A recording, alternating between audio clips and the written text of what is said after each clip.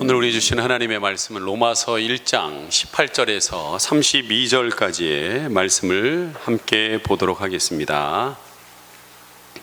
로마서 1장 18절에서 32절까지의 말씀 한 절씩 교독하겠습니다. 로마서 1장 18절에서 32절. 하나님의 진노가 불의로 진리를 막는 사람들의 모든 경건하지 않음과 불의에 대하여 하늘로부터 나타났나니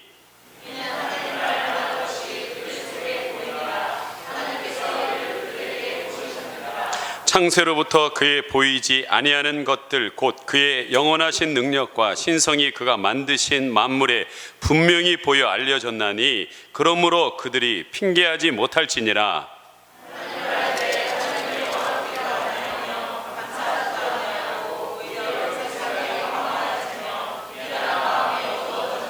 스스로 지혜 있다 하나 어리석게 되어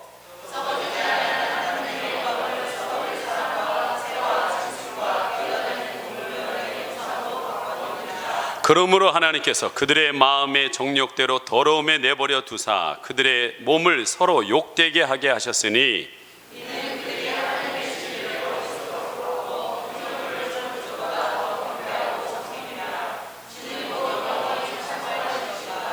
이 때문에 하나님께서 그들을 부끄러운 욕심에 내버려 두셨으니 곧 그들의 여자들도 순리대로 쓸 것을 바꾸어 영리로 쓰며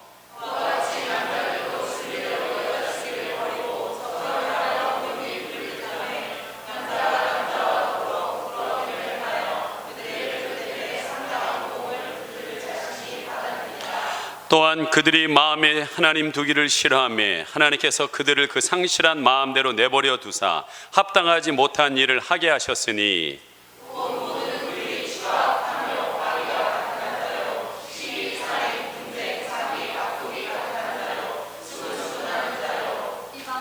비방하는 자여 하나님께서 미워하시는 자여 능욕하는 자여 교만한 자여 자랑하는 자여 악을 도모하는 자여 부모를 거역하는 자여 다 같이요. 그들이 이 같은 일을 행하는 자는 사형에 해당한다고 하나님께서 정하심을 알고도 자기들만 행할 뿐 아니라 또한 그런 일을 행하는 자들을 옳다 하느니라. 아멘. 오늘 아침만 해도 비가 많이 내리고 어제 저녁만 해도 먹구름이 가득 차서 좀 걱정을 많이 했는데 오늘 날씨가 또 예배 드리기에 좋은 날씨들이 돼서 너무 감사합니다. 여러분, 비가 와도 먹구름이 가득 차도요 위에 하늘에 구름 너머에는 해가 떴습니다. 하나님은 우리에게 계속적으로 빛을 비춰주고 계시는 줄 믿습니다. 우리 하나님께 옆에 있는 분과 인사하겠습니다. 빛이 있으라, 빛이 있으라. 여러분, 혹시 여러분 가운데서 로또 복권 사시는 분이 계십니까? 뭔가 이걸 통해서 어떤 목적을 갖고 계신 분이 있는지 모르겠어요. 근데 로또 복권을 사도요 절대 먹어서는 안 되는 음식이 있습니다. 진짜 음식 먹으면 이 음식 먹으면 완전히 100% 안 됩니다. 목사 이런 방법까지 꼭 가르쳐드릴 게 참 안타깝긴 하지만 가르쳐드리겠습니다. 이 음식 먹고 엄청 후회하는 분들이 많습니다. 이거 먹으면 절대로 로또 복권 당첨 안 됩니다. 그 음식이 뭡니까? 닭광입니다. 다 꽝입니다. 알았습니까? 다 꽝이에요. 여러분, 한국 교회에 오랫동안 적극적인 사고 방식에 대한 설교가 굉장히 강단을 지배했습니다. 지난번에도 여러분에게 설교할 때 정종 회장이 이봐 해봤어? 그것에 은혜 받아가지고 우리 청년들이 계속 무슨 얘기만 하면 이봐 해봤어? 이봐 해봤어? 그 얘기를 계속 하고 다녀요. 지미 카터 대통령이 당신 최선을 다했나? 왜 최선을 다하지 않나? 그 말씀에 감동해서 최선을 다해야지. 그러면서 자기를 성취하고 자기를 발전시키는데 은혜 받는 것으로 사용하시는 분들이 있습니다. 좋은 일입니다. 그러나 여러분, 예수님을 믿는 것은 만사 형통되는 통로로 생각하시는 분들이 있어요. 다리로 생각하시는 분들이 있습니다. 예수 믿으면 복을 받습니다. 그러나 복 받기 위해서만 믿는 신앙을 뭐라고 그러냐? 기복신앙이라고 얘기합니다. 그렇다면 여러분, 세상에 성공을 하긴 하셔야겠지만 왜 내가 예수님을 믿는 진짜 중요한 이유가 뭐냐는 거예요. 진짜 이유가 뭐냐. 그것은 바로 여러분 죄에서 구원받기 위해서 예수 믿는 것입니다. 예.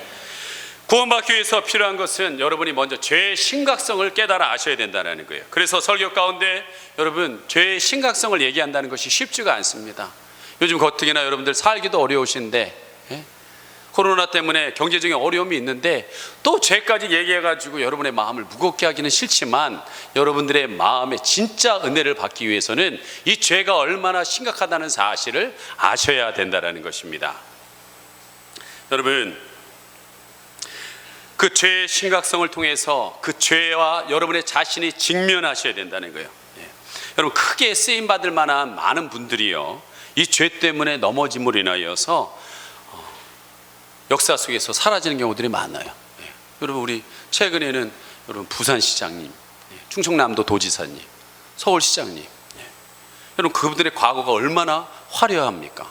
그분들이 하신 업적들이 얼마나 위대한 일들을 했습니까? 그런데 여러분 중요한 건 뭐예요? 다 꽝이라는 거예요. 죄에 사로잡히면 다 꽝이 돼버린다는 거예요. 예. 로또 같은 인생이었지만 죄에 한 번에 걸려들면 다 꽝이 돼버린다는 거예요. 여러분, 죄는요 사람을 죽이는 것입니다. 죄는 사람을 무능하게 하고 무가치하게 만듭니다. 그래서 죄를 멀리 내면, 아니 증오해 하셔야 된다는 거예요. 확신하건대 여러분 죄의 적나라한 증거 없이 예수님의 복음을 여러분 전파할 수가 없습니다. 여러분, 오늘 점심에 맛있는 미역국이 나왔으면 좋겠어요. 네, 어떤 분이 생일이라서 미역국이 나왔으면 좋겠어요. 그런데 여러분, 못 나오는지 모르겠지만 혹시 미역국이 나온다, 여러분 미역국이 나왔는데요, 미역국을 맛있게 배고파서 예배드리고 여러분 먹으려고 막 하는 순간 여러분 윙 거리다 파리 한 마리 그 미역국에 싹 들어간다고 생각해 보십시오. 예? 그러면 여러분 생각할 때 저분으로, 야, 이 파리 새끼가 미역 먹으면 얼마나 먹겠어, 그리고 여러분 건져내신 뒤에 후루룩 마시겠습니까? 아니면 갖다가 버리시겠습니까? 그리고 다시 떠서 먹겠습니까? 전자예요, 후자예요? 후자죠. 그렇지요. 버리시고 다시 떠서 깨끗한 것을 드실 것입니다.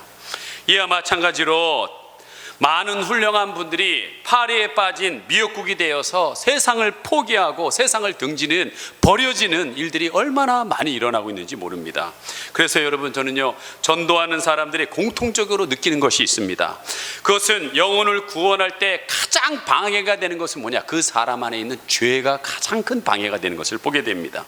그래서 죄와 싸워서 이긴 사람만이 하나님의 나라의 확장을 위해서 귀하게 쓰임받는 것을 보게 됩니다. 그러므로 저는 우리 동선셀 교회와 온 성도님들이 첫 번째로 싸워야 될 대상은 사람이 아닙니다. 남편이 아니에요. 아내가 아닙니다. 그 속에 있는 죄와 싸워서 승리하셔야 된다는 것입니다. 우리는 너무나도 알게 모르게 예수 믿으면 만사 형통할 거라는 믿음을 갖고 있습니다. 그래서 시험이 없는 평탄한 삶을 성도들의 가장 이상적인 삶으로 착각하는 경우들이 너무나 많습니다. 근데 여러분, 이것은요 성경을 왜곡해도요 너무 많이 왜곡한 거예요. 성경 한번 가만히 읽어보세요. 어디 평탄한 인생이 있는지 봐보세요. 여러분, 환난을 당해도요, 죄가 그에게 와도 그것을 이김으로 인하여서 하나님 백성답게 살려고 몸부림치는 사람들의 이야기가 여기에 가득 담겨져 있다는 거예요. 여러분 잘 아시는 노예로 끌려간 요셉, 여러분 노예가 그 당시에 주인 보디발의 아내만, 야, 너 하룻밤만 자자, 그럼 내가 네 인생 펴줄게. 그래서 그냥 모른 체하고 그냥 자면 돼요. 그 편한 길이 있지만 그는 하나님 앞에서 죄질 수 없다고 옷을 붙잡는 걸 벗어버리고 도망가 버렸습니다. 그게 하나님의 사람이라는 거예요. 여러분, 외롭게 지내던 목동 다윗이 하나님 마음에 합해서 승승장구하여서 그 고난의 시간들을 다 뚫고 나서 왕이 됐습니다. 근데 어느 날 자기가 나가지 않아도 전쟁에 승리할 정도로 국력이 강해졌어요. 그러다 나왔다가 보는데 잠자고 늦게 일어나가지고 와서 봤는데 한 여인을 보고 음욕이 붙고 그걸 간음을 했어요. 여러분, 그 이후에 나타난 현상이 뭡니까? 그 집안이 풍지박산이 됩니다. 자식이 자식을 죽이고 뭐 엄청난 일들이 일어납니다. 다윗이 겪었던 그 고난은 이루 말할 수 없는 고난이었다는 거예요. 그게 왜 어디서 일어났냐는 거예요. 그 죄로부터 비롯됐다는 것입니다. 여러분, 비록 포로로 끌려갔지만 다니엘은 그 자리에서 죄 짓지 않고 나를 청결하고 거룩하고 순종하게 살겠다라고 하나님 앞에 3번 기도하면서 그의 신앙을 지켰을 때 하나님께서는 그는 나라가 3번 바뀌는 가운데서도 총리로 굳건하게 세워주셨다는 거예요. 여러분, 이렇게 수많은 성경들은 위기에서 죄 가운데서 승리한 사람들의 이야기가 나와 있습니다. 하나님의 사람은요, 여러분, 넘어지지 않는 사람이 아니라는 거예요. 성경은 분명히 얘기하고 있습니다. 의인은 넘어지는 것이 아니라 7번 넘어져도 어떻게 한다고요? 다시 일어나는 사람, 그 죄 가운데서 다시 일어나는 사람이 의인이다라고 분명히 말하고 있습니다. 여러분, 주님은 오늘도 택한 여러분들 성도님들을 사랑하십니다. 그래서 이들이 죄를 이길 수 있도록 시험하시고 훈련하시고 여러분들의 믿음이 정금과 같이 되기를 간절히 원한다는 거예요. 그래서 그 과정 속에서 하나님이 반드시 사용하는 것이 뭐냐? 하나님의 광야 학교입니다. 그래서 이스라엘 백성들을 출애굽시키고 바로 가나안에 들어보내지 아니하고 광야 학교를 지나가게 하셨다라는 거예요. 그 속에서는 여러분, 그 광야 학교에서는 정말 많은 여러분 먹을 거에 대한 어려움도 있고 그 날씨에 대한 어려움도 있고 환경에 대한 어려움도 있어요. 그러나 그 끝까지 자기를 지키고 하나님을 앞에 바로 서려고 하는 그 사람들을 결과적으로는 가나안에 들어가게 하신다라는 거예요. 예? 여러분, 너무 만사 형통 부르짖는 신앙인들 되지 마시기 바랍니다.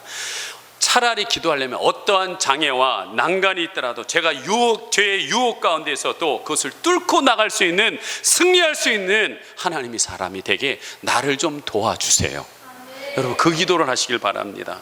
여러분, 우리가 인생을 살다가 하나님에 대한 깊은 감사와 여러분 감격을 느낄 때가 언제입니까? 그것은요, 바로 역경을 극복했을 때입니다. 진정한 감사는 우리가 어려움을 당해보고 그 깊은 어려움에서 벗어난 그 어려움 경험이 있어야만 한다는 거예요. 여러분, 부부가 금실이 아주 좋은, 여러분들처럼 금실이 아주 좋은 부부가 있었습니다. 건강하게 아이들도 잘 자라납니다. 그런데 어느 날 이 부인이 몸이 좋지 않아서 병원에 진단을 받게 됐어요. 근데 의사가 말해주지 않는 거예요. 변명을 얘기해 주지 않는 거예요. 그러면서 보호자를 데리고 오시라는 거예요. 그래서 할 수 없이 바쁜 남편에게 한번 시간을 내서 같이 가자고. 그래서 병원에 갔어요. 그때 그 남편에게 청청병력 같은 이야기를 했습니다. 그것은 바로 그 여인이 회복 불가능한 희박한 암에 걸렸다라는 거예요. 평안한 가정에 먹구름이 들어닥치기 시작했습니다. 남편 되시는 집사님이 어쩔 줄을 몰라요. 아이들이 공부를 해야 되는데 손에 잡히지는 않습니다. 그러나 그 가정은요, 믿음 있는 가정이다 보니까 그 순간부터 하나님께 매달리기 시작합니다. 살려달라고, 하나님 살려달라고. 새벽에 아버지, 어머니, 아들, 딸, 그 가족들이 다 나와서 새벽에 기도하기 시작해요. 거기만 기도하는 것이 아니라 금요일에 나와서 철야 기도하면서 하는데 눈물로 기도하는 그 모습이 온 성도들에게 큰 감동을 줍니다. 그리고 며칠 후에 그 집사님이 다른 병원에 가서 다시 진단을 해봤는데 이게 웬일입니까? 이전 병원에서 내린 진단이 오진이었던 거예요. 암이 아니라 단순한 소화불량이었다는 거예요. 여러분, 이 가정이 어떻게 됐을까요? 완전히 변화됐어요. 완전히. 항상 모든 일에 하나님 감사하는 가정이 됐습니다. 그 가정이 온전히 교회에 헌신하는 가정이 됐어요. 항상 입만 열면 하나님의 은혜라고 이런 말을 하기 시작합니다. 그러면서 저는요, 의사들이 위대하다고 믿습니다. 특별히 돌팔이 의사는 굉장히 위대하다고 믿습니다. 이 돌팔이 의사의 잘못된 오진으로 인하여서 그 밑바닥으로 내려갔던 그 나이롱 신자들이요, 갑자기 구원의 감격과 감사가 흘러넘치는 신앙인으로 변하는 거예요. 나는 여러분에게 매주 이렇게 설교를 목 터지게 하는데도 변하지 않는데 그 돌팔이 의사의 한 번 한마디에, 그 실수 한마디에 완전히 믿음이 바뀌는 거 보면 위대한 것 같아요. 네, 여러분.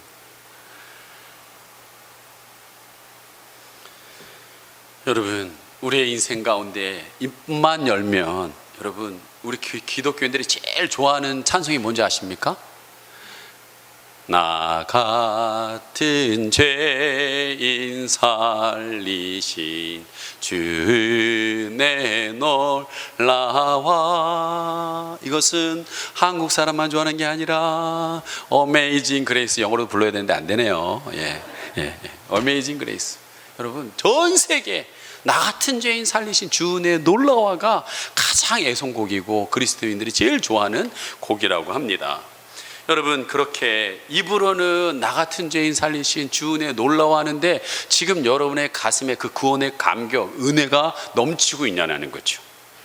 여러분, 그러면 제가 지난주에 왜 식어진 가슴에 부르라는 새벽 기도를 하고 금요 기도를 했겠습니까? 여러분을 가만히 보면 그 구원의 감격은 어디 가고 가슴이 식어져서 지난주 말씀처럼 아스팔트로 굳어져 가고 있는 여러분들을 보게 된다는 거예요. 여러분, 그렇다면 하나님께서 여러분에게 구원의 감격과 은혜를 다시금 회복시키기 위해서 여러분 해야 될 일이 뭘까요? 여러분들도 암 좀 한번 드릴까요? 그걸 원하시진 않을 거예요, 아마. 근데 여러분, 저는요 이 시간에 여러분에게 다시 구원의 감격과 은혜를 회복할 수 있는 그 비결이 있습니다. 그것은 뭐냐? 여러분이 예수님 믿기 전에, 구원받기 전에 내 상태가 어떻다라는 것을 다시 한번 처절하게 여러분 느끼셔야 돼요. 그때 여러분 이 구원받은 것, 나 같은 죄인 살리신 주님의 그 십자가의 은혜가 얼마나 감사하다는 사실을 알게 된다는 거예요. 여러분, 우리가 예수 믿기 전에, 구원받기 전에 상태가 어떤 상태입니까? 첫째는요, 나는 죄인이라는 상태입니다. 따라해 보십시오. 나는 죄인입니다. 그리스도의 십자가에 구원받기 전에 인간은 어떤 존재였느냐? 한마디로 죄로 인하여 멸망받을 수밖에 없는 존재라는 거예요. 죄로 말미암아 하나님의 진노가 떠나지 않는, 아니 그 운명이 지옥으로 가는 운명이었다는 거예요. 전혀 소망이라고는 찾을 수 없는 비참한 존재였다는 것입니다. 그래서 성경은 항상 이 구원의 문제를 다루기 전에 여러분 인간의 죄의 문제를 신랄하게 이야기합니다. 창세기 3장에 보면 아담의 범죄 이후에 하나님의 인간은 죄의 저주에서 벗어나지 못하는 여러분 상태로 들어가게 됩니다. 그리고 모든 인간은 아담과 하와 이후에 출생법에 의해서 태어나는 모든 사람들은 죄를 갖고 태어나요. 여러분 지금 귀여운 아이들 있잖아요. 너 누구 만나면 마음에 안 들면 때려라고 부모님들 가르치십니까? 네가 원하는 거 갖지 못하면 짜증 부리고 화를 내라고 여러분들이 부모님 가르쳐 줍니까? 가르쳐 주지도 않는데 여러분의 자녀들이 아주 그냥 자연스럽게 그렇게 하잖아요. 아주 자연스럽게. 왜 그럴까요? 저는요 죄를 갖고 태어났기 때문에 그렇다고 믿습니다. 여러분, 그래서 시편 51편 1절 같이 한번 읽어보도록 하겠습니다. 시작. 내가 죄악 중에서 출생하였으며 어머니가 죄 중에서 나를 잉태하였나이다. 어머니가 음란을 저지른 죄가 아니라 정상적인 결혼을 하고 정상적인 사랑하는 사람과 결혼했지만 아담 이후에 모든 태어나는 사람들이 죄 중에 태어난다는 거예요. 원죄를 갖고 태어난다는 거예요. 그래서 이 죄에 대하여 하나님께서 어떻게 대하느냐, 오늘 로마서 1장 18절 같이 한번 읽겠습니다. 시작. 하나님의 진노가 불의로 진리를 막는 사람들의 모든 경건하지 않음과 불의에 대하여 하늘로부터 나타나나니. 여기서 나타난다는 말은 지금도 계속해서 죄가 있는 곳에 하나님의 진노가 나타나고 있다는 것을 얘기하고 있습니다. 하나님의 속성은요 도무지 죄를 용납할 수 없는 분이십니다.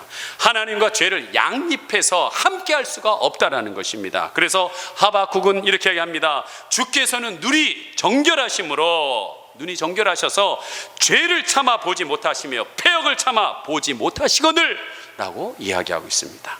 하나님은 결코 죄를 넘길 수가 없는 분이라는 거예요. 사실상 인간의 여러분 모든 문제를 보면은요 뿌리에 죄가 있다는 거예요. 죄가.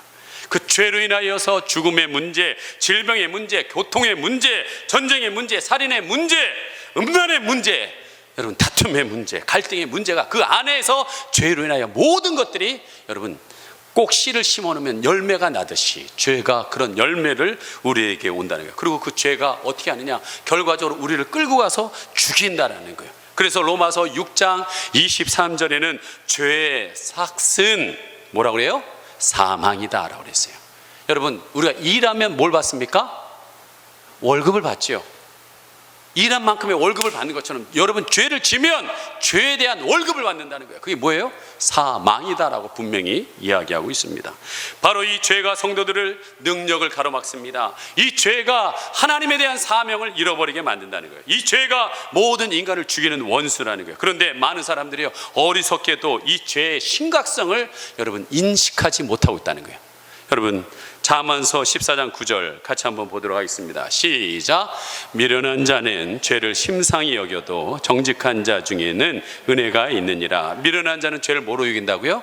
심상히 여긴다, 가볍게 여긴다, 대수롭게 않게 여긴다. 왜 그렇습니까? 죄의 파괴력, 죄의 결과의 심각성을 모르기 때문에 그렇습니다. 여러분 우리 모두는요 죄를 두려워해야 됩니다. 죄를 미워해야 합니다. 죄에 대해 지긋지긋해야 돼. 여러분 얼마 전에 최근에 뉴스에 또 차기 대통령에 도전할 수 있는 분이 여자와의 스캔들에서 여러분 이 세상 분이 아닌 분을 대버렸어요. 예? 또한 위대한 사업가인 분이 돈에 대한 탐욕에 부정을 저지르고 매장당하는 여러분 뉴스가 매일매일 올라옵니다. 진짜 매일매일 올라와요. 예. 여러분 그 원인이 어디 있냐는 거예요. 다 죄가 죽음으로 이끌어 간다는 거예요. 죽음으로 이끌어 간다는 거예요. 거의 매일 뉴스에 나오지 않습니까? 예. 여러분 이탈리아에 패션왕이 있습니다. 제아니 베르사체라는 사람입니다. 여러분 명품 베르사체 아시죠? 예. 2018년 9월 24일 미국의 마이클 모스 그룹에 매각됐습니다. 예, 없어졌어요 사실은. 근데 지금 명품은 남아있죠. 이름은 남아있어요. 근데 그 회사를 일으킨 사람들은 사라졌습니다.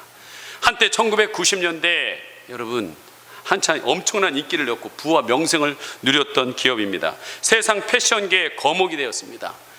그런데 어떻게 이 베르사체가 미국에 팔리면서 사라졌을까? 왜 이렇게 됐을까요? 여러분 1997년 7월 미국 플로리다의 마이애미 해변 고급 주택에서 지아니 베르사체가 사망했습니다. 이 기업을 잃은 이 영감으로 패션을 만들어냈던 베르사체가 죽었습니다. 왜 죽었습니까? 여러분 성공과 함께 그에게 죄의 유혹이 들어오기 시작했어요. 필리핀 출신의 쿠나난이라는 사람과 남자와 남자가 동성애에 연애를 하는 타락의 길을 걷기 시작했습니다. 결국 자신의 동성애자인 이 쿠나난에 의해서 총에 의해서 죽게 됩니다. 여러분 결국 죄의 즐거움을 누리다가 죄의 결과인 멸망과 사망으로 끝난 것이라는 거예요. 마귀는 여러분 죄로 사람들을 죽이고 죄를 많은 사람들을 넘어지게 한다는 거예요. 그래서 여러분 성경은 이렇게 얘기하고 있습니다. 요한복음 10장 10절 같이 읽습니다. 시작.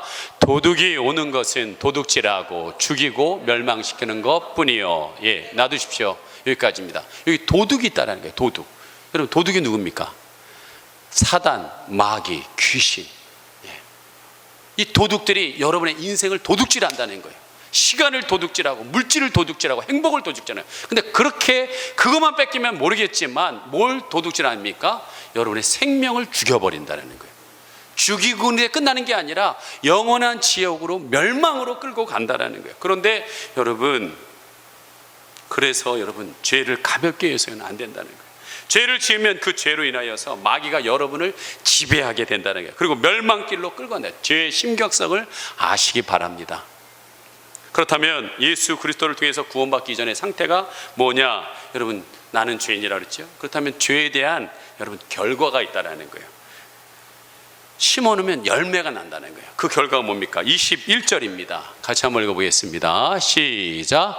하나님을 알되 하나님을 영화롭게도 아니하며 감사하지도 아니하고 오히려 그 생각이 허망하여지며 미련한 마음이 어두워졌나니.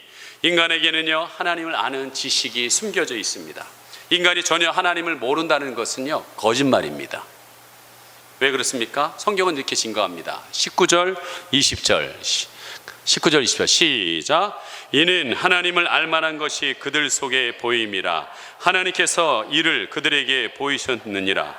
창세로부터 그의 보이지 아니하는 것들 곧 그의 영원하신 능력과 신성이 그가 만드신 만물에 분명히 보여 알려졌나니 그러므로 그들이 핑계하지 못할지니라. 하나님이 알만한 것들 그들 속에 보임이라. 여러분 양심이라는 하나님께서 여러분 거기에 하나님을 알 수 있는 양심을 심어놓는 거예요. 그리고 모든 만물을 보면서 알 수가 있다는 거예요. 저는요 여기서 보면은 이 푸른 산들을 보면 여름에 얼마나 더웠습니까? 예? 지금 이제 또 더워지겠죠. 근데 빼짝빼짝 말라가고 있는데 제가 가서 안타까워서 우리 교회 수돗물 연결해가지고 물을 저기까지 못 주지만은 여기 있는 농작물을 막 준다. 여러분 얼마큼 줄까요? 나무를 줘봤자 얼마나 줄까요? 근데요 하나님이 이렇게 비 한 번으로 다 싹 줘버리는 거예요. 그리고 참 전 신기한 게 어떻게 봄이면 정확하게 그 새싹들이 올라오고 어떻게 여름이면 이렇게 올라가고 가을에는 열매가 왜 이렇게 정확하게 나지? 누가 어떻게 한 것도 아닌데 이 모든 것들을 만물을 보면서 하나님이 계시다는 것을 우리는 충분히 알 수 있다는 것입니다. 여러분, 근데 인간은 그럼에도 불구하고 하나님을 영화롭게 하나님을 높이지 않는다는 거예요. 이것이 죄라는 거예요. 우리는 보통 하나님을 믿지 않는 사람을 뭐라고 그럽니까? 무신론자라고 합니다. 신이 없다.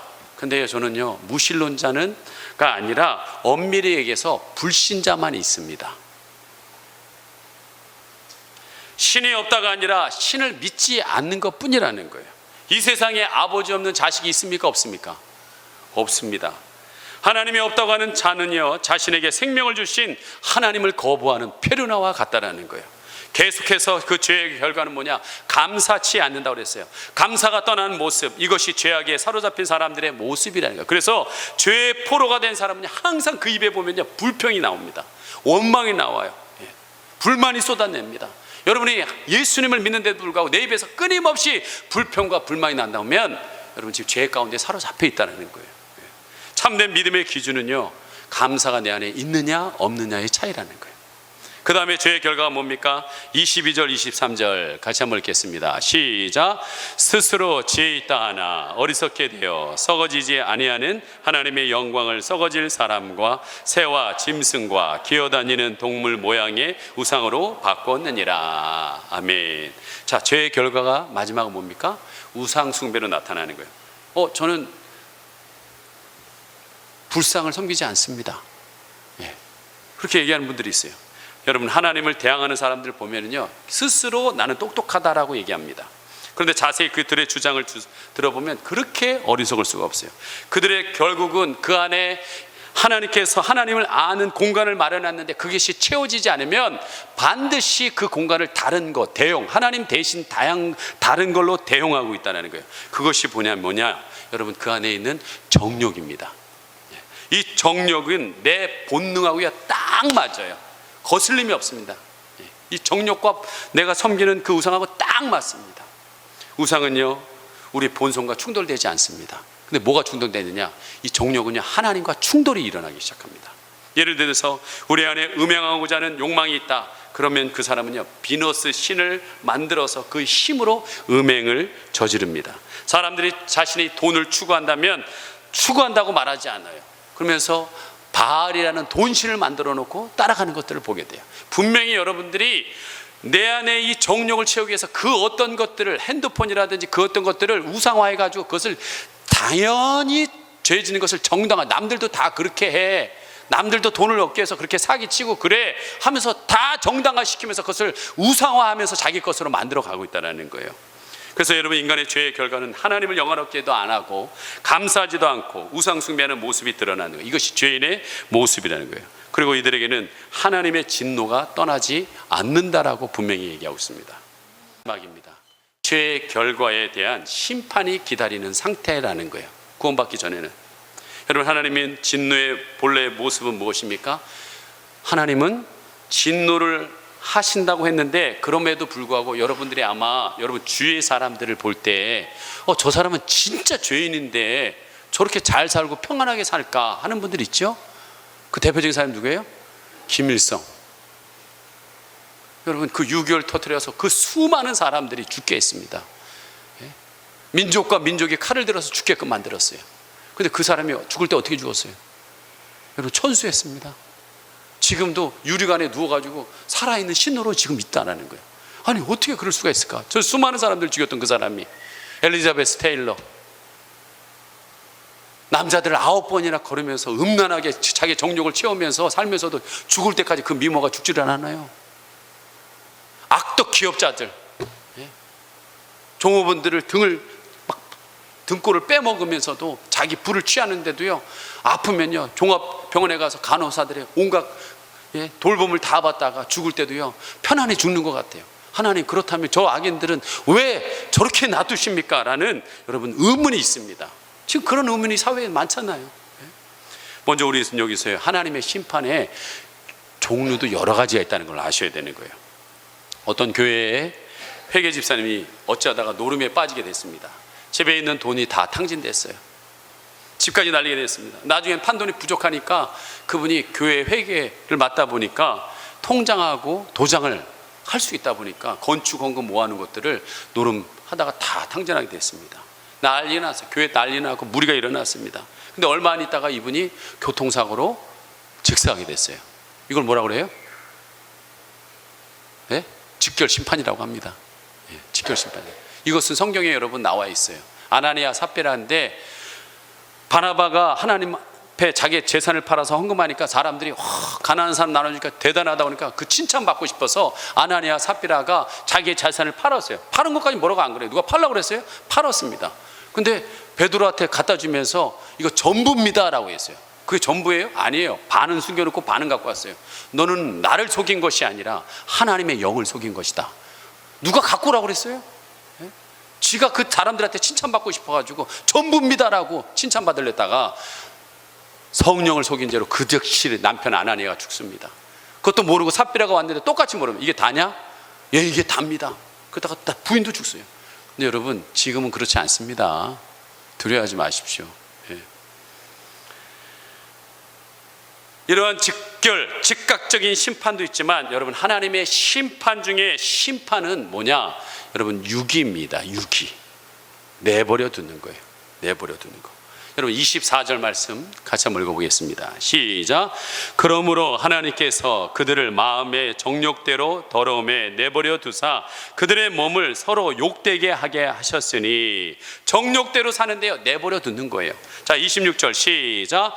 이 때문에 하나님께서 그들을 부끄러운 욕심에 내버려 두셨으니 곧 그들이 여자들도 순리대로 쓸 것을 바꾸어 영리로 쓰며 욕심대로 내버려 두는 거예요. 특별히 27절에 보면 그와 같이 남자들도 순리대로 여자 쓰기를 버리고 남자가 여자를 결혼해야 되는데 순리를 버리고 서로 향하여 음욕을 부릴 듯하며 남자가 남자와 더불어 부끄러운 일을 행하며 뭐예요? 동성애지요. 그들이 그릇된 상당한 보응을 그들 자신이 받았느니라 라고 얘기하고 있습니다. 여러분 지금 정의당에서 여러분 발의한 게 있습니다. 그게 뭐냐? 포괄적 차별금지법입니다. 노동자들, 어려운 분들 돕는 건 좋습니다. 근데 거기에다가 포괄적, 거기다 집어넣는 게 있어요. 동성애자들을 여러분 그분들을 뭐라고 그랬어요? 본인들이 소수의 성소수자라고 얘기해요. 본인들이 성소수자라고 얘기한 거예요. 소수예요. 근데 소수가 그분들만 있어요? 여러분 소수는 참 많습니다. 그러면 그냥 그대로 살라고 놔두라고요. 근데 이게 차별금지법을 이야기하는 게 뭐예요? 그들에 대해서 얘기하는 사람을 징벌하고 벌금을 매기겠다고. 이번에 소모임 하면 300만 원 물겠다라고 하는 법을 만들어내고 있다는 거예요. 그러면 바르게 살려고 하는 그런 사람들은 욕을 먹고 그래야 되냐고요. 이거는요, 이 문제는 차별금지법은 하나님은 오늘 내버려 두시는 건 아니시겠지만 여러분 우리는 내버려 두면 안 됩니다. 왜? 이 문제는 우리 자녀들과 관련된 문제예요. 동성애 하는 분위기로 만들어내는 거예요. 그걸 가만히 내버려 두서는 안 된다라는 거예요. 그래서 청와대에다가 올렸어요. 계속 올릴 겁니다. 이게 발의가 통과되면 큰일 납니다. 우리 자녀들은 성 가치관이 무너지는 거예요. 가장 기본 단위인 가장이 무너지는 겁니다. 예. 여러분 아까 얘기했잖아요. 베르사체 어떻게 됐다고요? 그 결과가 뭐냐고요? 예. 여러분 정신 차리셔야 됩니다. 예. 자 28절 같이 한번 읽겠습니다. 시작. 또한 그들이 마음에 하나님 두기를 싫어하며 하나님께서 그들을 그 상실한 마음대로 내버려 두사 합당하지 못한 일을 하게 하셨으니 상실한 마음, 하나님을 잃어버린 마음을 그대로 내버려 뒀다라는 거예요. 계속 반복되는 여러분 말이 뭡니까? 내버려 두사, 내버려 두셨으니, 내버려 두사. 하나님의 진노의 절정은요 범죄한 인간을 그대로 내버려 두는 거예요. 내버려 두는 거. 어떤 사람은 이렇게 얘기합니다. 나는 하나님 말씀을 떠났는데도 내 마음대로 살았음에도 불구하고 모든 일이 잘 돼. 만사형통이야 나는. 여러분 이것은요 자랑이 아니라 자기는 지금 심판 중에 있다는 것을 아셔야 된다는 거예요. 저주 중에 저주 속에 있다는 것을 반증하고 있다는 거예요. 자기 마음대로 할 수 있는 것이 곧 심판이라는 거예요. 예? 왜 그렇습니까? 여러분 어떤 부모님이 자식이 너무 속을 새겨요. 그래서 올바르게 가르치려고 훈계를 합니다. 그리고 매를 들기도 합니다. 그래서 자식의 말을 듣기를 기미가 보이지 않자 그 부모님이 마지막 진짜 하다 안 되니까 마지막 한마디를 합니다. 그게 뭡니까? 네 마음대로 해라. 네 마음대로 해라. 이제 나는 너의 부모가 되지 않겠다. 그러니까 네 마음대로 해라. 여러분, 이것은 부모로서 가장 무서운 표현입니다. 부모인 것을 내가 포기하는 거예요.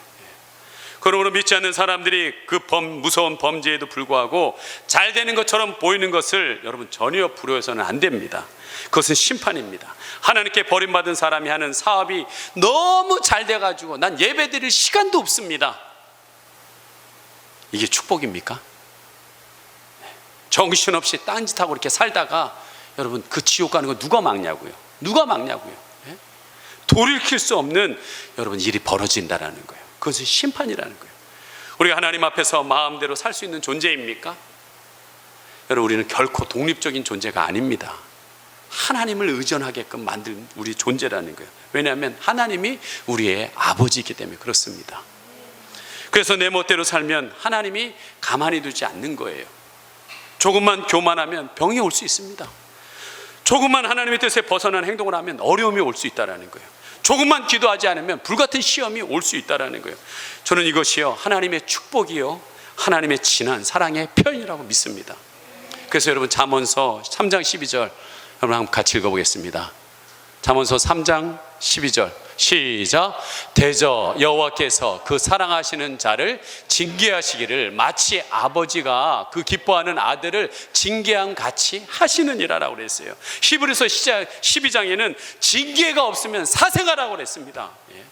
여러분, 하나님의 택한 백성은 말로 안 되면 쳐서라도, 안 되면 목덜미를 잡아서라도 그쪽으로 가면 안 된다라고 여러분 이끌어야 돼요. 그 순종의 자리로 이끌어야 돼요. 그래야 지옥에 가지는 않는 거예요. 믿는 자가 불순종하면 하나님께 맞습니다. 그게 하나님 사랑하기 때문에 그렇다는 거예요.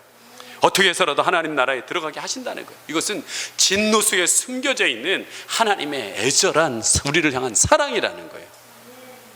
왜 진노하냐고 여러분 짜증내지 마시고 하나님이 여러분 사랑해서 그렇게 인도하시는 거라는 거예요. 말씀을 맺히겠습니다. 여러분 철 들고 나면은요 칭찬보다 충고가 귀중하다는 사실을 알게 됩니다. 선물보다 나를 진짜 위해서 하는 그 권면의 한마디가 정말 중요하다는 사실을 알게 됩니다. 여러분, 하나님을 사랑하는 자에게는요 징계를 주십니다. 그 징계를 통해 하나님 백성이 정금과 같이 나오기를 원하고, 징계를 통해서 죄의 유혹에서 벗어난 주님께 가까이 나간 사람들이 되기를 원한다는 거예요. 그렇다고 조금만 잘못해도 바로 징계하시고 나를 어렵게 하는 분이라고 여러분 생각하지 마십시오. 모든 인간은 죄인이지만 하나님이 이 진노를 피할 수 있는 길을 우리에게 열어주셨습니다. 그게 뭡니까? 로마서 5장 9절입니다. 바로 예수님의 피입니다. 같이 읽습니다. 시작. 그러면 이제 우리가 그의 피로 말미암아 의롭다 하심을 받았으니 더욱 그로 말미암아 진노하심에서 구원을 받을 것이니. 뭘로 구원받는다고요? 우리가 그의 피로, 예수의 피로 의롭다 하심을 받음으로 인하여 우리가 진노하심에서 구원을 받는다라는 거예요. 이번 한 주 여러분 가슴이 식어지는 것 같아서 식어진 가슴에 불이라는 제목을 가지고 특별 새벽 기도를 했습니다. 근데요 제가 인도하면서 수요일날 불이 가슴이 막 뜨거워지는 그 경험을 한 게 아니에요. 근데 저에게 결단을 하는, 다시 내 마음을 다 잡아먹는 수요일날 말씀을 하는, 화요일날 저녁에 묵상하는데 하나님 주셨어요. 그것은 뭐냐면 베드로입니다. 베드로. 여러분, 베드로가 예수님 만났어요, 안 만났어요? 예수님 찾아가서 그 제자 삼았잖아요. 예수님 만난 겁니다. 예수님하고 같이 지냈어요, 안 지냈어요? 3년 6개월 같이 지냈습니다. 저도 예수님 만났고 예수님과 지냈습니다. 여러분들도 예수님 만나고 이렇게 신앙생활하고 있잖아요. 예. 그랬던 그가 예수님이 십자가에 못 박기 직전에 끌려갈 그 가이사랴 그 제사장 그 뜰에 끌려갔을 때 이제 많은 사람들이 죄를 뒤집어 쓰려는 그 순간 속에서 여러분 베드로가 어떻게 합니까? 몰래 쫓아갔다가 여종이 너 예수님 따르던 제자 아니야? 그랬더니 베드로가 뭐라고 그랬어요? 여러분, 성경에는 예수님을 부인했다고 나오지만 그걸 좀 신랄하게 하면 나 저 새끼 모른다고, 난 모른다고. 지금 뭐하고 있어요? 여러분, 자기 그 전날 뭐라 했어요? 내가 예수님과 함께 죽으면 죽었지 그런 일 없겠다고 얘기했잖아요. 난 정말 주님을 사랑합니다라고. 진짜 그때는 진심이었어요. 내가 볼 때 사랑한다고 했지만 그 결정적인 순간 앞에서 자기가 살려고 여러분 하는 걸 보게 돼요. 여러분, 교통사고 나면요, 아빠가 운전하다가 옆에 그 사랑하는 자녀, 사랑하는 부인이 있는데 결정적으로 오면요, 사람은요 본능적으로 꺾습니다. 그래서 제일 죽는 사람이 누구냐? 운전자상 옆에 있는 사람이 죽어요. 왜? 이건 어쩔 수가 없어요. 본능이에요. 자기 애예요. 확 꺾어서 그게 죽습니다. 베드로도 자기 살라고 예수님을 거부하고 예수님을 욕하고 나 저 새끼 모른다고, 온갖 더러운 말을 쏟아냈습니다.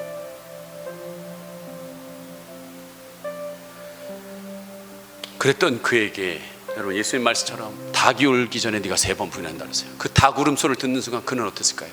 가슴이 찢어질 것 같고, 내가 예수님을 부인하고 예수님을 죽인 사람이구나. 그리고 그는 처절히 울고 회개했습니다. 그리고 성령이 그에게 임했습니다. 그리고 그 하나님께서 베드로를 사용하기 시작했어요. 어디까지 사용했습니까? 여러분, 세계 복음화의 핵심인 로마의 지도자로 베드로가 가서 로마 교회를 돌보게 됩니다. 최고의 지도자로. 그래서 로마의 여러분 카톨릭 성당의 제1대 교주가 베드로입니다. 근데 이 베드로가 로마의 지도자가 됐는데 황제들이 어마어마한 핍박을 가합니다.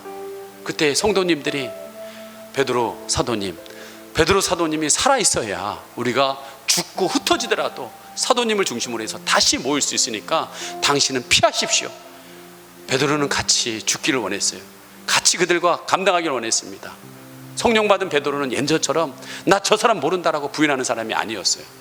그러나 성도들이 당신이 있어야 우리들이 다시 직결할 수 있으니까 피하시라고. 그래서 내보냈어요. 쪽문으로 도망갔습니다. 근데 가는데 갑자기 예수님이 걸어서 로마로 들어갑니다. 예수님 어디 가십니까? 나는 네가 피한 그 죽음의 자리, 네가 보호해야 될 그 양들을 버린 그 자리, 내가 다시 가서 죽고 그 양들을 돌보겠다 하고 들어가는 예수님 앞에 주여 어디로 가시나이까? 콰바디스. 그 영화 보면 여러분 나와요. 거기서 무릎 꿇고 다시 회개하고 주님 제가 가겠습니다. 그리고 들어가서 여러분 로마의 병정에게 잡혀서 죽으면서 뭐라고 합니까? 저는 예수님처럼 똑바로 십자가에 못 박혀 죽을 수 없습니다.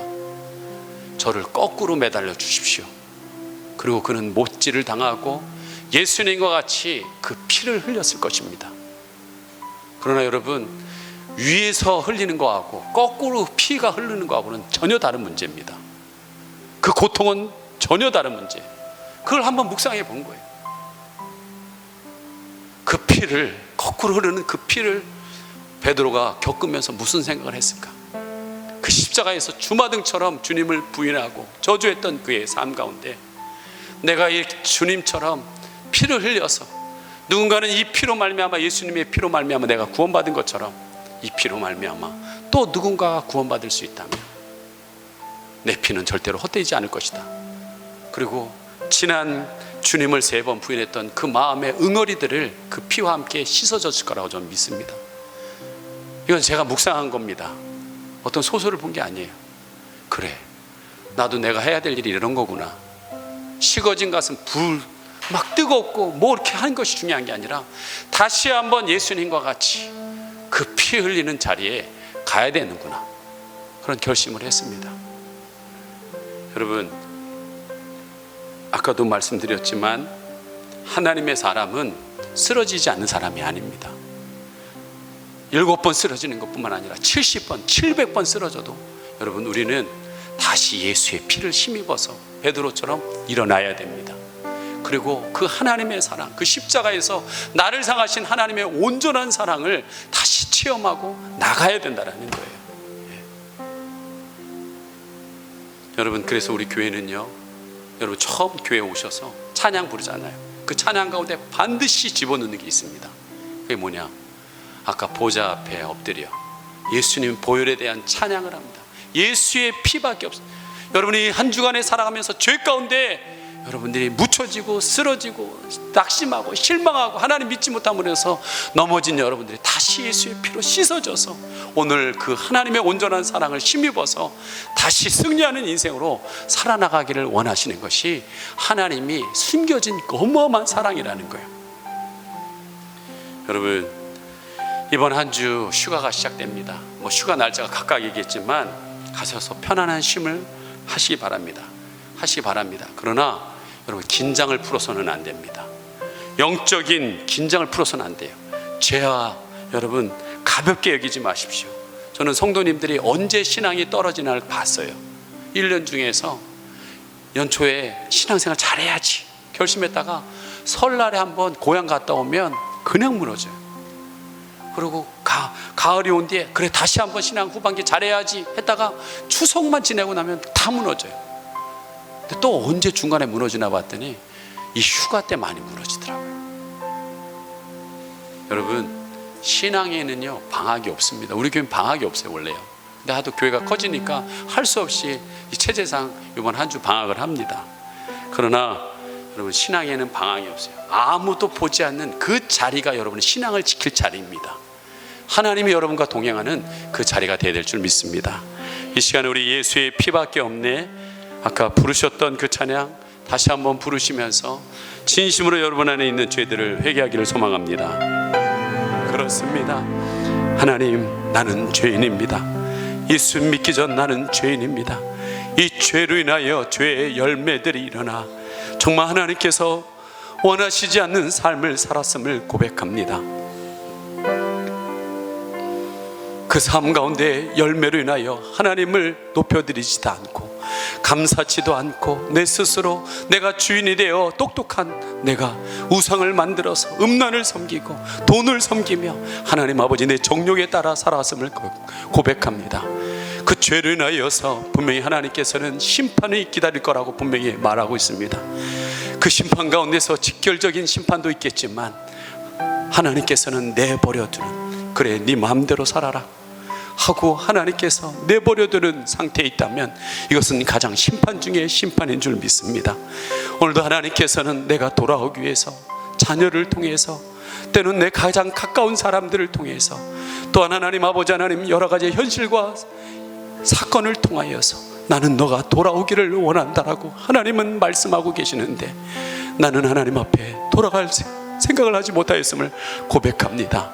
주님, 나를 불쌍히 여겨주시고 다시 오늘 이 하나님의 말씀을 통하여서 내가 하나님 앞에로 가기를 원합니다.